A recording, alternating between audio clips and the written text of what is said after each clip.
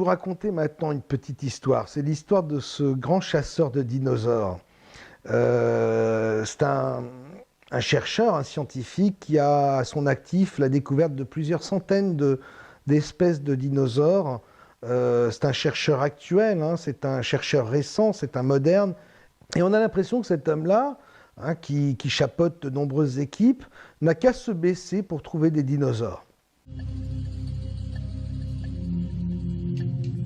Ce paléontologue de renommée mondiale est toujours prêt à aller explorer la prochaine colline ou à aller fouiller la prochaine dune. Dans son métier, découvrir une espèce disparue peut asseoir définitivement une carrière. Quand on connaît sa carrière, on se rend compte qu'il ne découvre finalement, hein, à travers tous ces dinosaures, que des squelettes. Il est spécialisé vraiment avec ses équipes dans la découverte archéologique d'ossements et de fossiles. Wow, c'est super, Dave. Quel griffe énorme! En plus de 20 ans passés à sillonner le désert, Paul a découvert des dizaines de dinosaures et de crocodiles préhistoriques jusque-là inconnus. Mais Gobero a été l'une de ses trouvailles les plus stupéfiantes. Et puis, tout à coup, il décide lui aussi de faire le gros coup, la découverte du siècle qui fera entrer son nom dans l'histoire.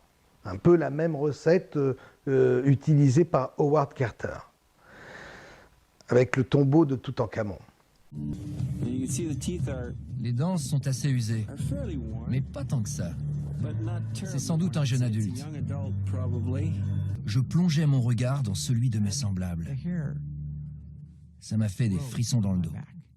Et alors, ce chercheur invente, dans le désert du Sahara, deux peuples inconnus, un site occupé, puis abandonné et occupé de nouveau, tout cela sur une période de plus de 10 000 ans, à une époque où le Sahara, hein, était prétendument un vaste domaine de savane et de forêt. À mesure qu'elle exhume des squelettes, l'équipe fait une constatation surprenante. Ces collines ne servaient pas de lieu de sépulture à une seule population. Elles abritent les ossements d'au moins 2 groupes humains différents. La datation au carbone 14 de plus de 70 squelettes indique qu'une première communauté s'est installée à Gobero il y a environ 10 000 ans, bien avant la construction des pyramides. Après avoir enseveli ses morts ici durant 1500 ans, cette population a disparu. 1000 ans plus tard, un second groupe est arrivé, lui aussi pré-égyptien. Il a vécu ici pendant 2500 ans. En se fossilisant, les squelettes les plus anciens ont pris une teinte sombre. D'après leurs ossements, il s'agissait d'individus grands et forts. Leurs crânes sont longs et de forme ovale, avec d'énormes orbites. Les squelettes plus récents sont de couleur blanche. Les crânes sont plus hauts et plus étroits, avec des orbites plus petites, et les os sont plus délicats. 2 groupes humains différents ayant vécu à des milliers d'années d'écart, mais ensevelis au même endroit.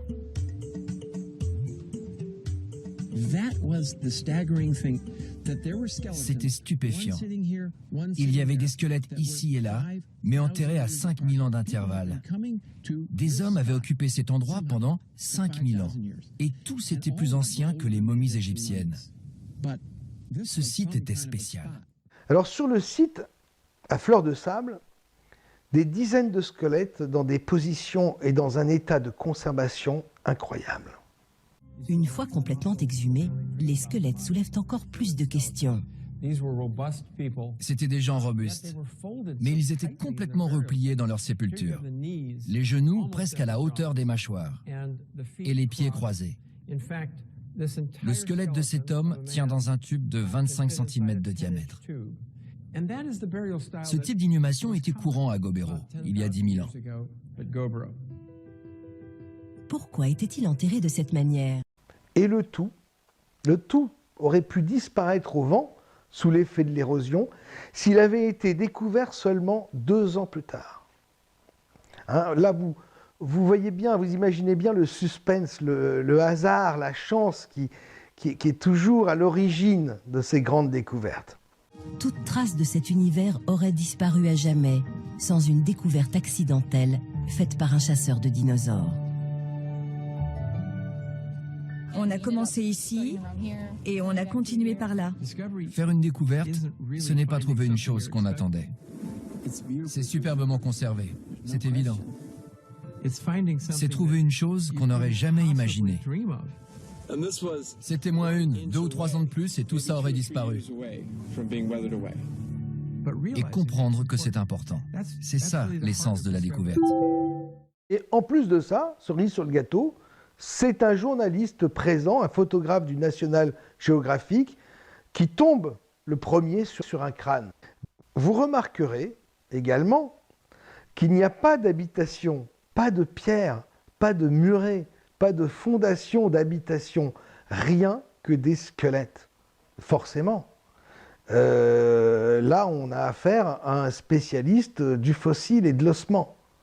Lorsque l'archéologue a une formation d'architecte, vous verrez, étonnamment, il découvrira, lui, des habitations et on trouvera très peu de vestiges humains. C'en est même amusant, on va vous montrer cette photo. On trouve les traces de pas d'un dinosaure qui marchait sur le sol à l'époque, qui est devenu par l'effet, le phénomène de la tectonique des plaques, une falaise. Faut savoir que les dinosaures sont apparus au XIXe siècle, après que leur existence ait été envisagée par les scientifiques défenseurs évidemment de la théorie d'évolution. Comment se fait-il qu'on n'ait jamais trouvé d'ossements de dinosaures avant le XIXe siècle, avant que cette théorie de Darwin ne voit le jour?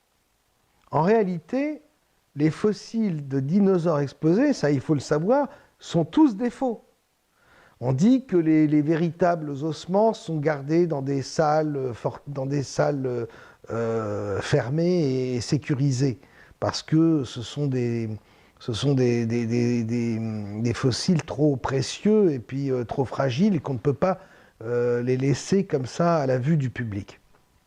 Mais en réalité, comme personne n'a accès à ces chambres fortes, il est vraiment difficile, là encore, de confirmer l'authenticité de ces ossements. Et puis, il faut savoir que la découverte des espèces de dinosaures a été vraiment émaillée de très nombreux scandales. Exemple emblématique, le brontosaure, qui est l'un des dinosaures le plus connu des gens de ma génération, l'un des plus grands dinosaures ayant existé. Ce mythe du brontosaure est un grand classique. Hein. C'est le dinosaure qu'on apprenait à l'école, dont on voyait les dessins sur les pages des livres scolaires.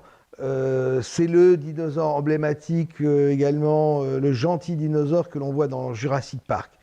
Bref, comme je vous le disais, le brontosaure a, pendant des décennies, été considéré comme le plus grand des dinosaures.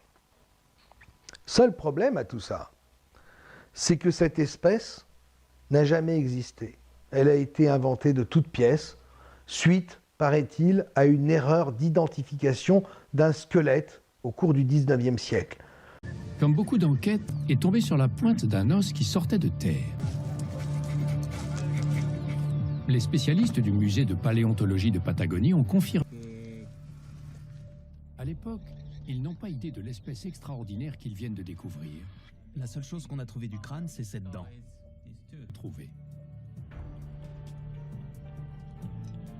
Au jour, nettoyés, scannés et reproduits 220 os de notre géant. Ils vont être mis à l'épreuve.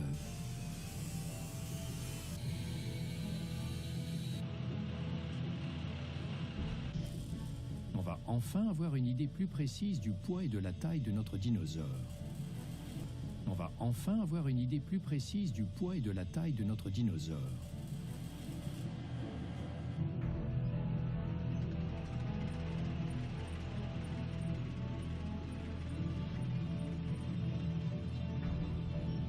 en se relayant jour et nuit pour rassembler tous les os.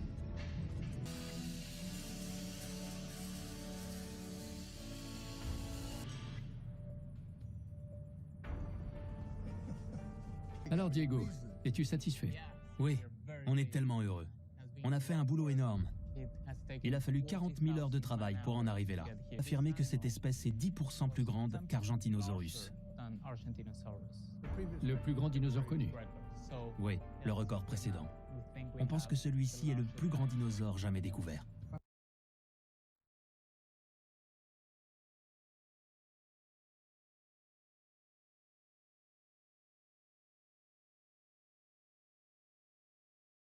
Ce qu'il faut savoir, pour finir et terminer avec cette histoire, c'est que le plus grand gisement de dinosaures du monde se trouve en Chine.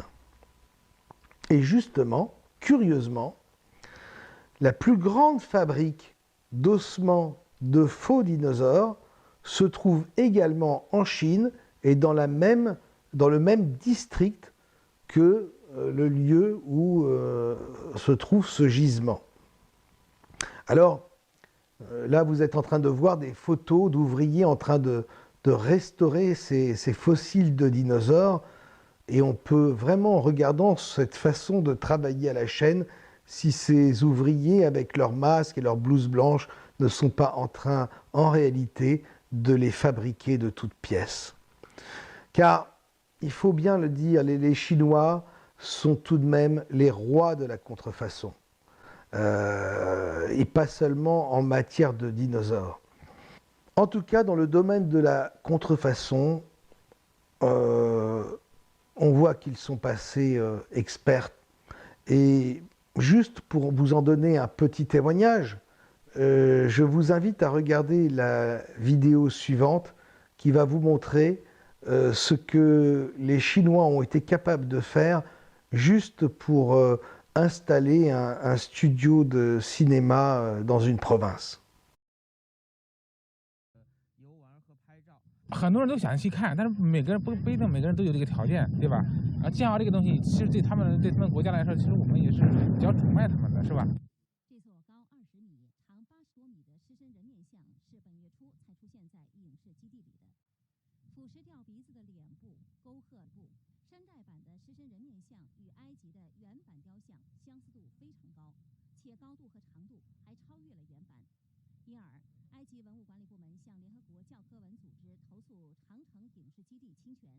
对此，该企业负责人表示，山寨版的狮身人面像只是拍摄电视剧的场景道具。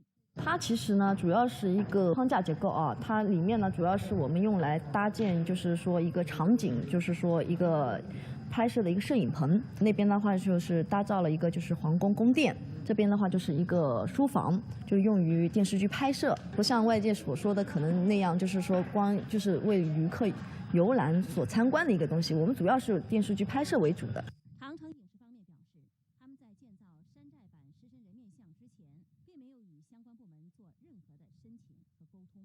那这点呢，我们当时呢可能就是没想到啊，这点呢可能是我们这边的一个失误，我们这边就是表示一个很歉意的一个态度。Les Chinois ont ainsi reproduit le sphinx à l'identique et avec les traces d'érosion, s'il vous plaît, et tout ça pour en faire simplement un studio de cinéma. Alors, il faut bien comprendre qu'ils n'ont pas mis 20 ans pour le bâtir, ce sphinx. Ça leur a pris que quelques mois. Justement, au niveau du sphinx, croyez-vous sérieusement qu'il aurait pu résister à 5000 ans d'histoire, comme le dit la version officielle? Je vous invite à regarder plutôt l'extrait de ce documentaire intitulé « Une vie après l'homme ». Trop imposantes pour être détruites aussi bien par l'homme que par la nature, les pyramides de Gizeh sont la seule des 7 merveilles du monde encore debout.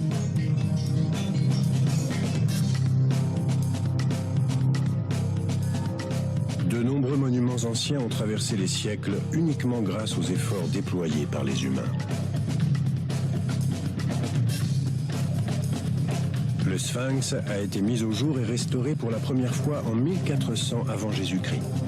Les experts qui l'ont étudié pensent que sans intervention humaine, le sel et l'érosion finiraient par le réduire en poussière au bout de 500 à 1000 ans. Regardez l'état des temples d'Angkor, datant du XVe siècle. Ils ont été dévorés par la végétation en quelques décennies de guerre. Pensez-vous vraiment que le sphinx aurait pu résister durant 5000 ans? Autre petite anecdote, donc on a appris que les statues chinoises des soldats de l'empereur, vous savez ces fameuses statues d'argile dont nous avons parlé dans un volet précédent, on a appris qu'on avait retrouvé de l'ADN européen sur le site. En Chine, de nouvelles découvertes ont été faites sur la célèbre armée de terre cuite. Ces milliers de statues de soldats n'auraient pas tout à fait l'origine qu'on leur pensait. En réalisant des fouilles, les archéologues ont découvert un fragment d'ADN de l'époque, mais d'origine européenne. Ces statues chinoises de l'armée de l'empereur sont-elles du même acabit que les contrefaçons grecques et romaines appartenant en réalité à la première Renaissance? C'est toute la question.